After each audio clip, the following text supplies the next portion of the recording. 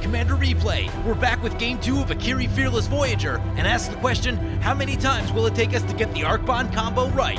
Find out next on Commander Replay. Hey guys, if you want to do one-on-one deck review sessions with me, or get your deck list played on video, be sure to check out the GoFundMe link in the description below.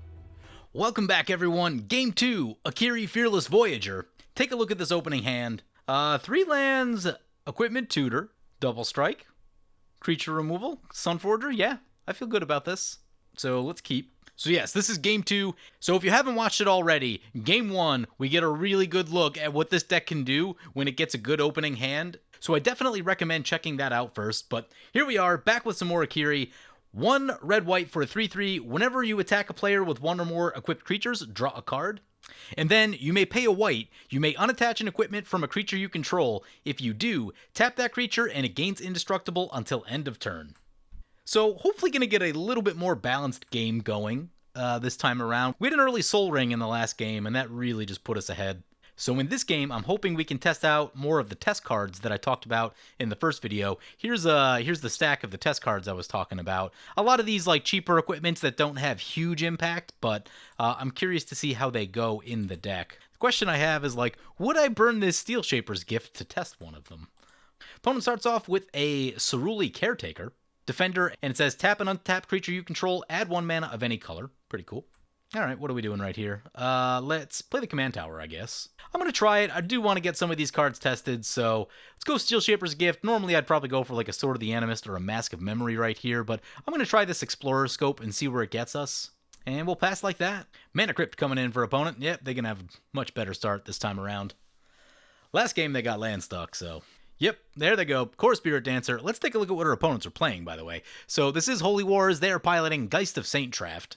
And it does appear to be a Voltron build of Geist of St. Traft. They had some equipment stuff in the last one. Core Spirit Dancer cares about auras, so maybe doing some aura things as well. I guess with Geist having hexproof, that does make a lot of sense. So yeah. Opt for the Atemsis opponent.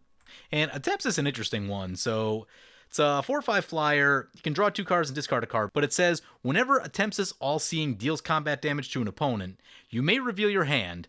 If cards with at least 6 different converted mana costs are revealed this way, that player loses the game. Super interesting commander. I've only seen it a handful of times. I do think that that's a pretty difficult condition to meet. You really got to have a lot of cards in hand, and when you have a lot of cards in hand, people want to take you out of the game. So, you know, there's some cost to that ability, but if you do like a really strong mono blue control type of thing, I can definitely see it having some success. But yeah, definitely a commander we're going to have to be careful of, because it is flying. This deck doesn't have so much in the way of flying blockers. There's a couple, but keeping Atemsis out of play is going to be our best bet. With that, that does bring it back to our turn. There's an Austere Command. Could be handy later in this game. We don't have anything to do with 2 mana. Seems like a good time to get our Mistveil Plains going, so play the Arid Mesa, crack the Arid Mesa, get Mistveil Plains, and then play the Explorer's Scope, and pass like that. Ether Tunnel on the Core Spirit Dancer. Yep. It's going to draw a card. It says gets +1/+0 and can't be blocked. That is reasonable. That is very reasonable. So it's going to get pumped up a little bit. It's going to be good for some damage and replaces itself by drawing a card. So all good stuff. Oh, our final opponent, by the way, is CD White piloting Arcades the Strategist, and thus we see a lot of walls in play. Arcades is the wall deck. Can play a bunch of walls, give them a bunch of toughness, and swing in for a lot of damage. Actually a pretty solid aggro deck. The amount of damage that Arcades can output in like 5 or 6 turns is pretty scary. It's pretty scary if you don't interact with them. So there are some combos available to that deck with like things with Wall of Kelp. I think, is it Intruder Alarm? I can't remember now. But I do know there are some combos in the deck. Yeah, Arcades is just a pretty good deck. I've been run over by it a few times, but you can get to it if you just keep Arcades out of play. It's kind of the key to that deck, but it is blue, so they often have counterspell backup on stuff, and that can make a big difference. Opponent comes in our way with the Core Spirit Dancer. Yeah, probably after seeing what we can do in the last one. Does get us for 8. We are down to 31. Woof. We're going to want to do something about that. We're a ways away from this route, and maybe it's true that we have some of the test cards in the deck. If we pull some of those out, probably want a couple more Signets and things like that. Opponent plays the Saldevi Excavations, sacrifices an island, and drops in this Search for Azcanta. It's a pretty good card. High Alert coming into play. Each creature you control assigns combat damage equal to its toughness rather than its power. That's actually a really good thing because now if we shoot Arcades, they still have access to the effect they need, which is the deal damage equal to your toughness ability. And also creatures with Defender can attack as though they didn't have Defender. So that's really important for them. That's a big pickup. Does make it so that Arcades doesn't need to be in play for them to still do their thing. Brings back to our turn. We draw Leonin Shikari. Cool little card. But I think we're just going for our commander right here. Let's... Likelihood of a wheel, 3 blue decks. Decent likelihood of a wheel, so play the Flooded Strand. Crack the Flooded Strand. Get Plateau. Get Akiri. Mana Crypt trigger on the Geist of St. Traft opponent. Sword of the Animist into play for opponent. Call me jealous. I'm really hoping this Explorer Scope hits, cause... oh, Sword of the Animist. Twice as expensive. More than twice as good. Guaranteeing that land is so much better than living off the top of your deck with Explorer Scope. But we'll see. We'll see. Opponent's going to swing into the Atemsis opponent. Going to get that Sword of the Animist trigger. Yeah, those are good. Those are really good. Brainstorm for our opponent. Arcades coming into play. At least opponent tapped out their creatures to get it in. That's a good thing. No damage this turn. Next turn, it might start to get real. We're going to want to think about Route or Austere Command as soon as we possibly can. There's an Infiltration Lens. That's interesting. Right here, let's play the Plains. Equip the Explorer Scope. We could play Duelist Heritage and potentially double strike this. I don't think it matters that much, so I want to leave my options open. We'll just see what we hit in our second main. Swing into Holy War since they did send a big old attack into us. Explorer Scope and Akiri will trigger. Well, let's go Akiri on the bottom and Explorer Scope on top. We don't know what's there, so just kind of hoping, rolling the dice at this point. Hit the land! All right, yeah. That's actually pretty big. That is a pretty big hit, I will not lie to you guys. Draws a card. It's a Savine's Reclamation. Would I Savine's Reclamation for a land? I might. Wide open to this thing. I'm going to Savine's Reclamation for a land. We probably want to wipe the board next turn. And I want to have enough mana to possibly route and use Akiri's ability. Getting some ramp going. Crack this fetch. I suppose we could have left it until we needed it, but... how much red do we have? We have 3 red sources. That's pretty good. I'm just going to get a Plains so we don't take the damage right here. Just in case we need to activate Akiri's ability for some reason.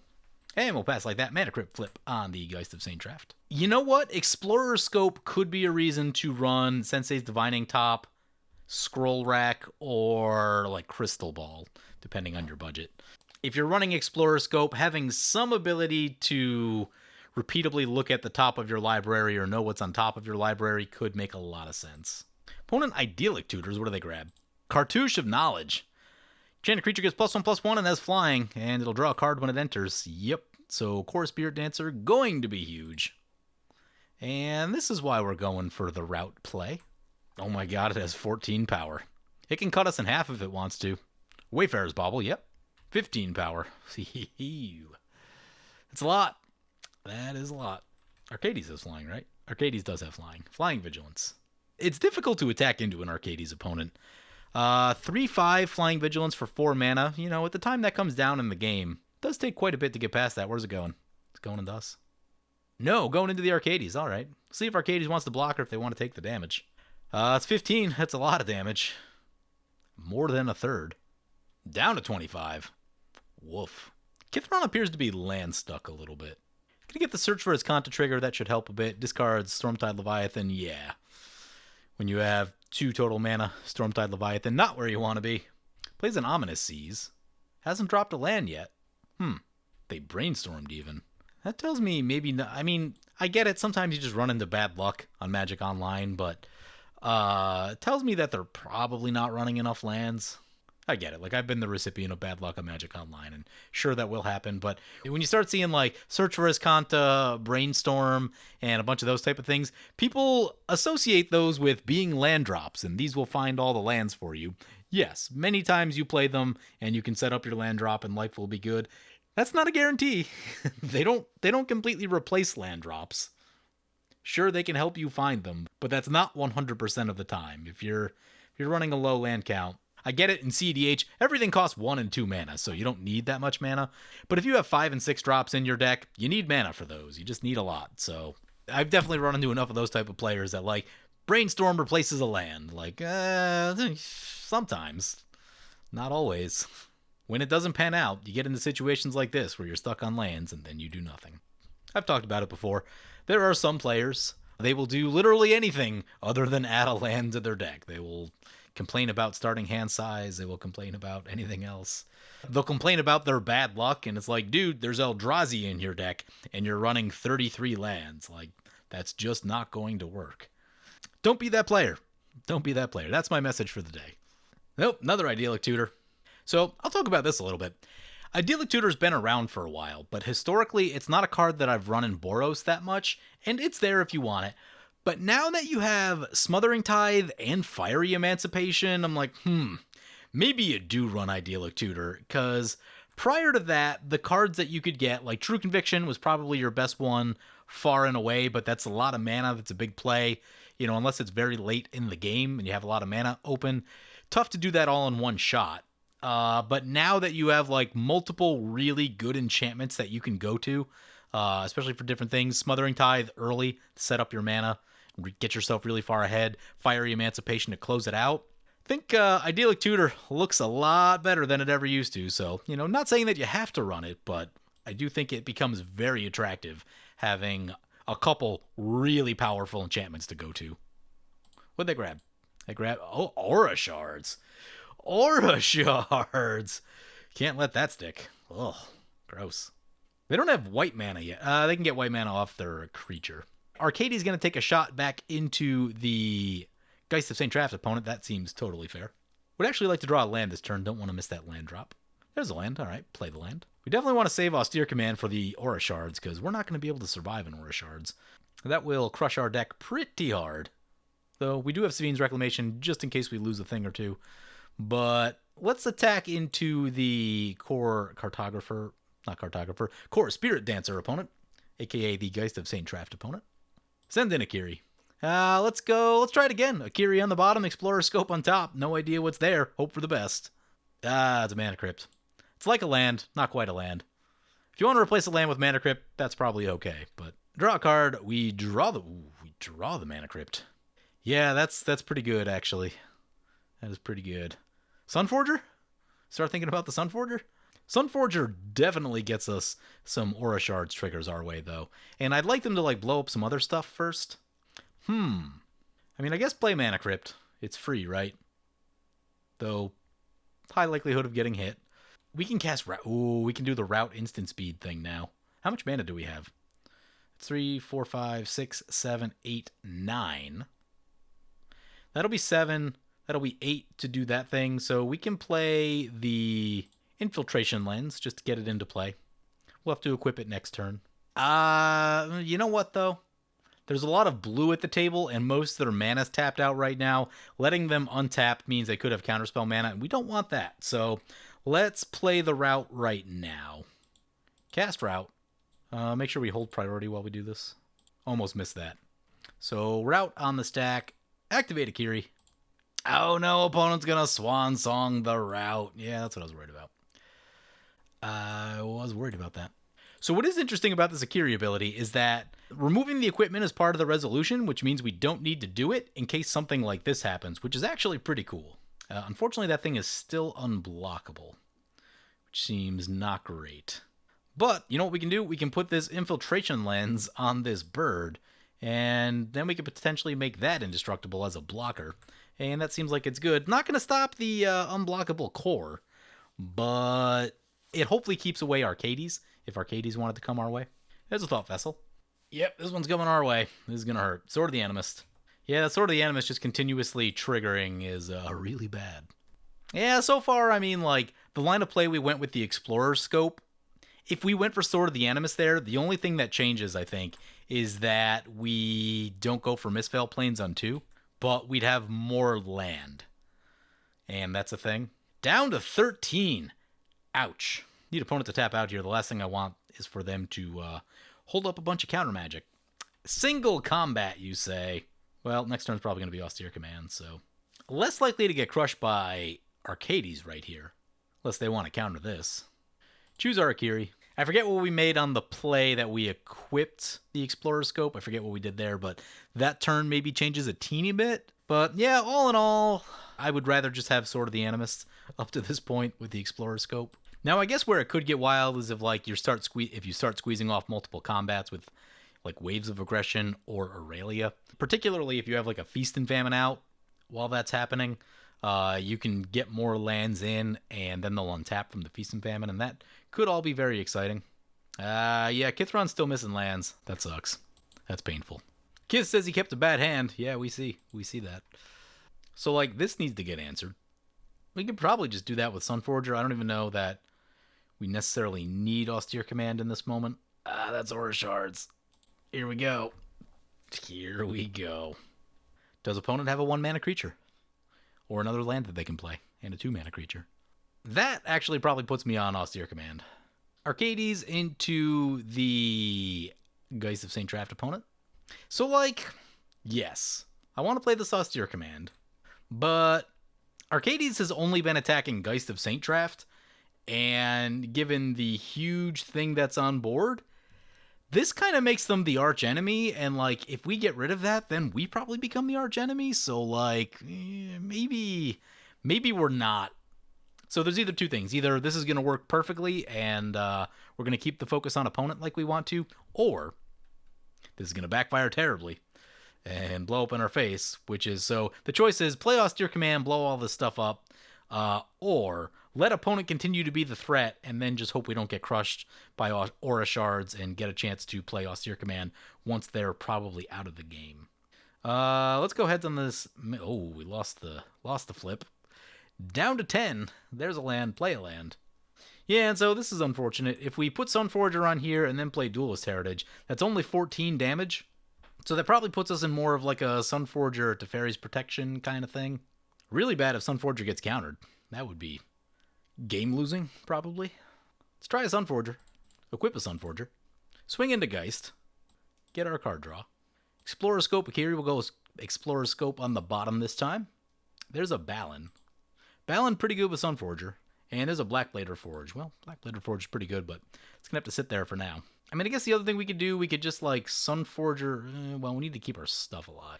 I think I'm just going to peace out right now because of the Aura Shards and likelihood of counterspells. Cast the old Fairy's Protection. See if it resolves. It does, and we're safe. The core is everyone else's problem for a turn. Mana Crypt flip on opponent. They're getting down there too. They're at 11. Down to 8. That's really low.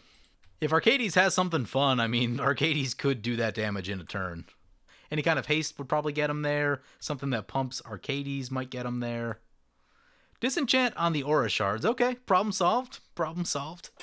Saw a great quote from Cobblepot, a guy on Twitter who does a lot of CEDH related stuff. He was doing a whole intro article for people that are new to CEDH. One of the things he said is that just because there's a problem on the table, you don't necessarily need to be the one to answer it, because everyone should have like at least 20 pieces of interaction in their deck. So when that's the case, if a problem shows up on board, if that problem isn't immediately causing problems for you, then good chance someone else might deal with it, and that's what we saw right here. So that worked out. And best of all, we're not getting attacked, but Arcades is. Arcades goes down to 9, so yeah. We got 2 opponents in single digits. We could potentially also drop in a Balin, give it haste, and then suit everything onto it with its ability. And that would be easy lethal on Geist of St. Traft, assuming no interaction. Preordain for opponent. Search for Azcanta flips over. That's some much-needed mana for them. Puts counter on the Ominous Seas. That's a Time Twister. Well, we'll see what we draw into. That gives Geist a lot more cards. They were down to 2. And now they've got a bunch of open mana, so, like, counterspells are a problem. We draw Enlightened Tutor. Fervent Champion is pretty good. Paradise Mantle. A bunch of lands. That's not the best. We're going to set a stop on our upkeep. Figure out what we want to get with the Enlightened Tutor. Opponent puts a bunch of counters on their Ominous Seas. They've got 10 counters. They can make an 8/8 when they want to. Soul Raying for opponent. How far are we away from the Arcbond combo? Opponent going to swing into the Geist of St. Traft. Yep. I'd say the Arc Bond combo is a little bit too risky with that much open mana and a Time Twister having just gone off. Funny story, we can turn our Fervent Champion into a Mana Dork if we need to with this Paradise Mantle. That seems fun. Play the Enlightened Tutor. Man, what are we doing? Drawing so many lands makes this a little bit tricky. Akiri can draw us another card. Play the Enlightened Tutor. I mean, it's probably still just Feast and Famine. Feast and Famine Sunforger seems pretty ridiculous. Get Feast and Famine? Choose heads. On the flip, staying at 10. There's a Feast and Famine. You know what would be good actually here, right here, is Conqueror's Flail. So we don't get hit with counterspell type stuff. That's probably actually a lot better than a lot of the jank that's in the deck right now. These cheaply costed equipment. Play Fervent Champion. Free equip Fervent Champion. That resolves. That's really good news. We actually don't have a second white permanent for Misveil Plains. We'll need to work on that. I think what we do right here is cast a Feast and Famine. Counterspell on the Feast and Famine. Let's see if we put a Red Elemental Blast in the deck. We did not. That's one of those things that kind of comes in later, you know, when we get rid of this stuff, or at least some of this stuff that's not working out for us. That's where the Red Elemental Blasts come in. So Feast and Famine not going to make it. Makes me sad. This is actually an interesting opportunity to use Infiltration Lens, but I don't think it's worth the mana. So free equip this right here. Cast Paradise Mantle. Free equip on the Fervent Champion. I'm going to see if Arcades wants to block, because we could use the Infiltration Lens draw. Go to combat. 4 lands in hand. So many lands. You know, I'm thinking about it right now. So based on we have a bunch of lands in play, 4 lands in hand, much lower likelihood of hitting with the Explorer Scope. Send Akiri into Holy Wars. Send Fervent Champion into Arcades. So Fervent Champion trigger, Akiri trigger, Explorer Scope trigger. Let's go Akiri on the bottom, Explorer Scope in the middle. No target for Fervent Champion. Explorer Scope. We're looking at a Balin. Yep. Akiri. We draw the Balin. Yeah, opponent's going to block. That's going to be smart for them. So we're going to get the Infiltration Lens trigger. Not awful. Not awful. So they're in a tough spot right there, having to choose between the damage or giving us 2 cards. We badly need the 2 cards because all the lands. Draw some cards. Savine's Reclamation gets back. Feast and Famine is what that does. Not an instant, though. Can't do it at instant speed. First Strike takes down the Arcades. Sends it to the command zone. Holy Wars goes down to combat damage. Excellent. And we're in a pretty good spot now. In a pretty good spot. Let's get the Flamekin Village in, since I want to leave up Sunforger mana. I don't feel like really overcommitting into anything at this moment. So I know we could Savine. Oh, we could Savine's Reclamation. That is the thing that we could do. Yeah, let's do it. Let us do it. And then next turn, we're free to get Balin into play and Misveil Plains and Enlightened Tutor back to draw Aggravated Assault. Free equip on the Fervent Champion. Actually, you know what? I may have gone for an untapped land because, well, I guess we still have Sunforger. But Teferi's Protection's gone, so bounce is a problem. Toxic Deluge type stuff is a problem, although, no, only black player gone, so bounce is the thing that we're really worried about. That is an 8-8. That's the thing to be worried about. We do have no blockers. Probably should have shot it before they untapped. Case of a counterspell. Venser's Journal. I'm actually pretty happy that they're tapping out for that. That makes me feel much better than anything else that potentially could happen. Yep, here comes the 8-8. Activate Sunforger. I think I cut Path to Exile right before I went to game. Yes, I did. Swords of Plowshares it is then. I'd actually give them the land, because they've been struggling on land so far this game, but yeah, no path in the deck. Trying to get all these janky equipment in, so had to cut something. If opponent counters this, it's actually going to be pretty bad for us. Brings it back to our turn. Ooh, 1, 3, 4, 5, 6, 7, 8. Opponent's got 8 mana. Could be a Rift. Mana Crypt flip on us. Oh, I want to win this. Tails. Won the flip. All right. Still alive. There's an Emeria. Emeria's cool. So let's free equip Sunforger. Play Emeria. Play Balin. Balin resolves. Let's do some attacking. Fervent Champion into Kithron. Akiri into CD White. Fervent Champion, Akiri, Explorer Scope. Akiri trigger. Route is a card. Explorer Scope. Dousing Dagger. So what are we? We're like 1 for 4? 1 for 5, I think, on the Explorer Scope? Yeah. It's not getting it done for me. Sword of the Animus Dowsing Dagger, I think, just going to be better all day long than Explorer's Scope. Not feeling that one. Feast and Famine on the stack. Use Misfell Plains, put Enlightened Tutor back to the bottom. Oh, I forgot to activate Sunforger before we did the land thing. Oh, actually, I think I did it all wrong anyway, because we needed to... Yeah, I did it all wrong anyway. We needed to Enlighten Tutor with the Akiri trigger on the stack, so I messed that up. Whoops. Maybe we attempt the Arc Bond combo? Yeah, let's try it. Let's try it. I think we've got the mana. Activate Sunforger. Get Boros Charm, give our stuff indestructible. Equip Sunforger. Activate Sunforger. Get Arc Bond. Equip Sunforger. Activate Sunforger. Get Gideon's Sacrifice. Choose Akiri. Free equip Sunforger. And this should be the last one. Activate the Sunforger. As long as this doesn't get countered, we are in good shape. Oh, we don't have damage. Where's Sulphurous Blast? We need Sulphurous Blast. Oh my god. Might need to put a Lightning Bolt in the deck. Oh my god. Really? Really? Yeah, I meant to put Sulphurous Blast in the deck before all that happened. That being the case, I guess we just did, we returned to Dust. Or, I'll just get Enlightened Tutor. Hope we don't die. Enlightened Tutor. Might also make sense to put in a Braid in the deck for exactly the situation we were just in. Put Aggravated Assault on top. Free equip Sunforger. Don't have Sunforger mana. I was expecting to win the game right there, and we did not, so that's all a thing. And that's what I talked about, I think, in Game 1. Having lands that do damage to you is important if you're going to run that combo. Looks like I still need to add a few more of them. We've got, what, like 10 lands in play? And haven't run into any of our lands do damage to you lands. And I think it needs to be damage specifically and not life loss. Ooh, opponent's going to Field of Ruin our Misfell Plains. We've got a Savines in the graveyard, so that's not the end of the world. We will get a land. Ooh, we get a land. I think we get a land untapped, too. Get a Plains. That is an untapped land. That's actually a really big deal. Sunforger's active. Shuffles our library is what that just did, though. Okay. I see you. Arcades back to play. Windswept Heath for opponent. Garruk Wildspeaker, sure. Untap 2 lands. Gate Creeper Vine, yep. Gonna get a Lander Gate. Draws a card off the Arcades. Mana Crypt flip on us, yep. Gotta keep dodging these.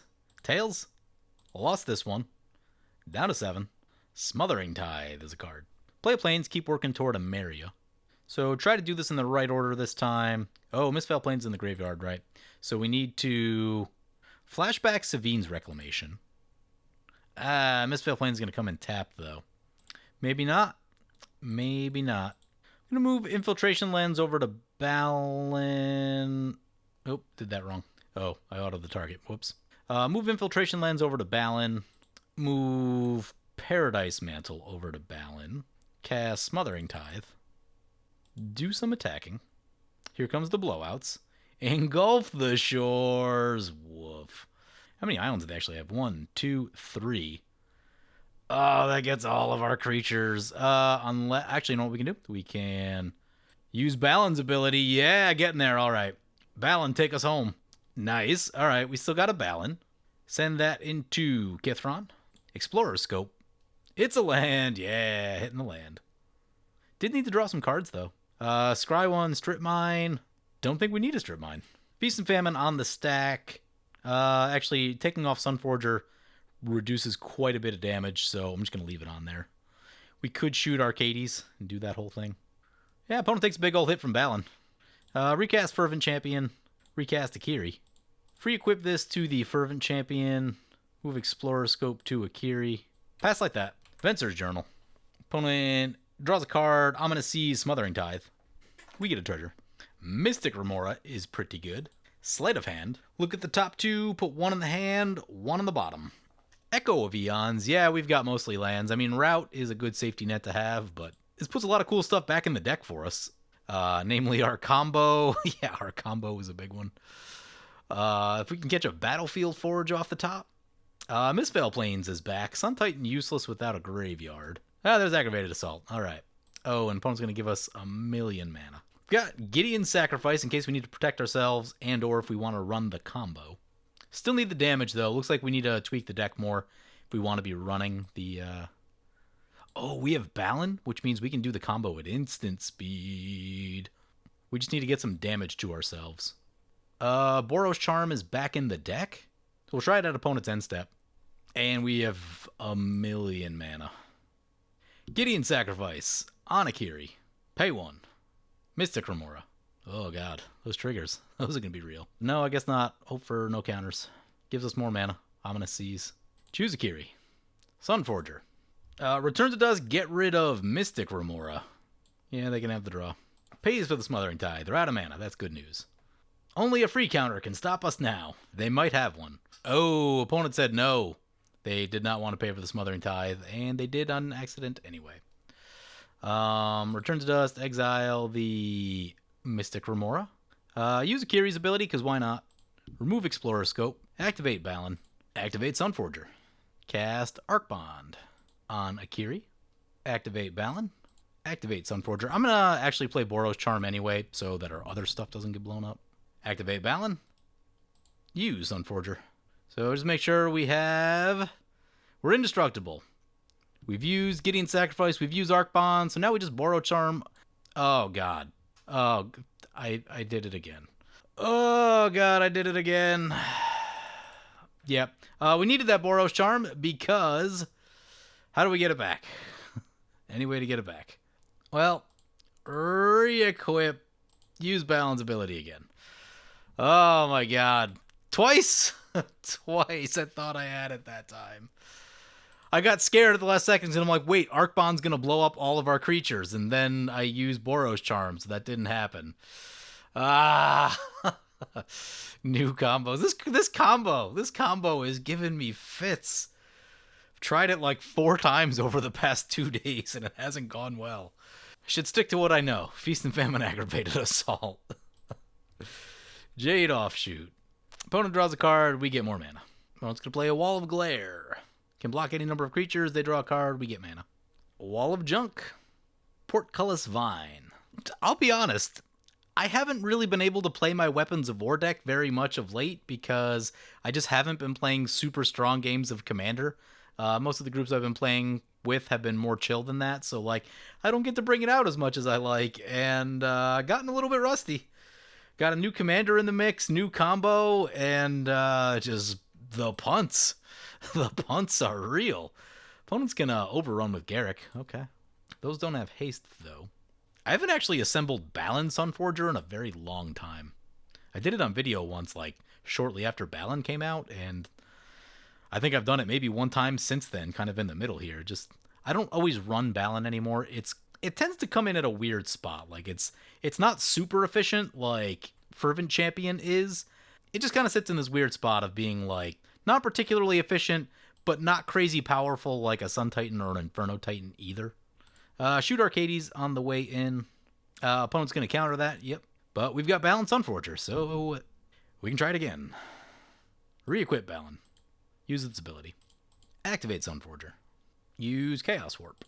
The shuffle wheels have actually helped us a bit this game because, you know, as you burn through all these things, it's not super quick to get them back with Misveil Plains, especially after losing Misveil Plains. And, you know, the shuffle wheels put them all back in our deck and give us access to everything once again. Which is pretty good. Chaos Warp hits a Gate Creeper Vine. Thought they already played one of those. Maybe I lost track. Who knows? All right, brings it back to our turn. Mana Crypt flip on us. Heads? Lost the flip. Draw. It's a Fire and Ice. Play a Misveil Plains. Play this Aggravated Assault, and hope this is good enough to call it good game, because I'd prefer not to punt anymore. Aggravated Assault resolves. Use Balin. Equip our Sunforger. Go to combat. Opponent says they're going to play it out. Okie dokie. Balin into Kithron. Makes me wish I dropped that Fire and Ice, that being the case, but we'll see what happens. Draw a card with Akiri. Ooh, opponent's going to create an Ominous Seas token. Really wish I played that Fire and Ice now. Well, I guess they can block and we just do it again. That's the Battlefield Forge that we needed. There that is. When you don't want one, always seem to find it. When you do want one, never find it. Opponent's going to block. Yep. Infiltration Lens. Sweet. 4 cards with Infiltration Lens. In all reality, we probably should have already won the game by now, but, you know. Kraken goes down. Main phase 2, this time, let's get the... Actually, we should be careful. That's 5, 6, 7, 8, 9, 10, 11, 12, 13, 14. 14 mana. That's 10. Yeah, okay. Get Soul Ring, Fire and Ice, free equip to the Knight, Aggravated Assault, go to combat. Everything into Kithron, Explorer Scope, Fervent Champion. We actually have a target in Balin, assuming that it's not protected from the colors, which it might be. It is not. Balin's going to get +1. How about that? We get to draw a card. Explorer Scope. Oh, it was a land we did it in reverse order. Steel Shaper's Gift. Yeah, not hitting much on the Explorer Scope. I think we're like, what, 1 for 6 now or something like that. It's not overly impressive, but in the middle of something like this, it could be reasonable. But like, again, Sword of the Animus is just better. I would take Dowsing Dagger over this also. Fire and Ice trigger. Let's shoot this Gate Creeper Vine. Feast and Famine triggers, lands untap. Oh, right, Activated Assault is only during our upkeep. We draw the Steel Shaper's Gift. Conqueror's Flail. Gotta go in this deck. Don't want people blowing your stuff out. Opponent goes down to the Feast and Famine hit off of Balin. We can gain a lot of mana right here if we want. Or a lot of life, rather. I think I'm going to do that. So tap all of our mana in response to the Feast and Famine trigger. Get the Feast and Famine trigger. Gain some life with Heliod's Intervention just for safety's sake. Be X17. Puts us back to 38. Activate Aggravated Assault. See what opponent's got for us. It's only 3 mana. 4 mana is where it gets scary. That's Aetherize. Back to combat. Protection from blue. Not a lot of blue over there, so just going to hang back with the Fervent Champion. Explorer Scope. Akiri will trigger. Sunhome. Ah, we did it again. We missed again. Remorseful Cleric. No. Feast and Famine on there. They can block with that one and that one. We could probably do things to speed that process up, but actually we probably will need to do things to speed that process up, given our mana situation. Infiltration Lens will trigger. 6 cards with Infiltration Lens.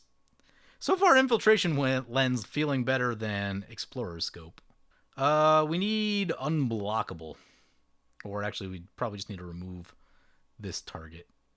Okay, yeah, opponent's got us in a weird spot right now. Activate Aggravated Assault. Move Feast and Famine to the Knight. Swing with everything. Get a bunch of triggers. Plus Balin. Ah, finally hit a land with Explorer Scope. Yeah, Explorer Scope really not getting it done. Activate Sunforger and try to remove this blocker. We have a Faith Shield. Perfect. Hit Fervent Champion, Faith Shield on white. Oh, do they have a fog? Well, we're at 38. Infiltration Lens will trigger 8 cards on Infiltration Lens. Opponent saying that will do it. GG. Hit him with the Fire and Ice trigger for the final point. Boom! Finally getting there. Oh my god, the punts. We should have won on turn 8 if the deck was constructed properly and I didn't play like trash. So yeah, Akiri. So far, this deck is playing really well. We had, a turn 7 win, I think, in the first game, and should have been a turn 8 win in this game. That's pretty good. There was some removal in both games, and we had to work around things on board, so it wasn't just like we didn't take any interaction at all, especially in this one. It was a big creature bashing away at us that we had to be careful of. In the first game, we ate some removal, some bounce, and some little things like that. So yeah, so far the deck's playing really well. Not particularly impressed with this pile of cards right here. Yeah, I would say that Paradise Mantle, probably not worth it. Sai, probably not worth it. Explorer Scope, I don't think is worth it. Infiltration Lens, maybe. I want to look at this one more, so I'm going to leave it in. I think there's a little bit of promise there, but in those places, I'm going to add a couple things. I think we want to bring at least one equipment back in. That's going to be Umezawa's Jit, a.k.a. the Planeswalker equipment, and that card is ridiculous. So we've got that. We've already got Dowsing Dagger in the deck. I think I want another Signet type thing. We actually didn't have the Talisman in the deck. The Talisman would have allowed us to get the combo going. So bringing that in, I forget all the lands that do pain to you. I'd have to go do the EDH rec for Darien is the name of it. So I don't know. We'll throw in this Grand Coliseum. There's probably other better options maybe, but that's the one I'm thinking about off the top of my head. Arch of Orska, probably don't actually need in this deck. I think this deck draws cards efficiently enough without that. So do that right there. What else did I want in this deck? Sulphurous Blast was the card that I was looking for. Bring Sulphurous Blast into the deck. And you could also go Abrade as another way to kind of get that combo started, and that's probably worth doing also. If we check out a few more of these cards and I'm still not feeling what's going on with them, then maybe we bring in an Abrade. Nice piece of flexible removal, and or can start our combo. So yeah, 2 games with Akiri, feeling pretty good. Deck's playing really well. Of course, there's always more tweaks to be made. I'd love to get maybe another Planeswalker or 2 into the deck, either a Duretti or an Akiri to be able to get our equipment back easier. Could be a thing. Would love to get a Gisela into this deck just to have something beefier up here, maybe an Inferno Titan or something. Just some beefier creatures in case the Voltron thing really isn't panning out super well. Haven't had a chance to look at Mirage yet. The cards were just released on Magic Online today, and they haven't even started drafting yet, so they're actually still pretty hard to get a hold of. I was really lucky to be able to get a copy of Akiri, about maybe an hour after they brought the servers back up, so that was super awesome. And that's why we have videos right now instead of, not later in the week. So anyway, hope you guys enjoyed the video. As always, feel free to comment, like, or subscribe. Thank you for watching. Hey guys, in addition to my TCG affiliate player link, I now have an affiliate link with Flipside Gaming, an LGS from my hometown. You can use the promo code REPLAY to save 10% on your next order over $10. Both affiliate links are in the description below. I want to thank my awesome Patreon supporters. We have 2 new Patreon supporters in Matthew Mewborn and Jonathan Santos. You guys are awesome. If you want to help support the channel and vote on which decks I play next, feel free to check out my Patreon at the link below.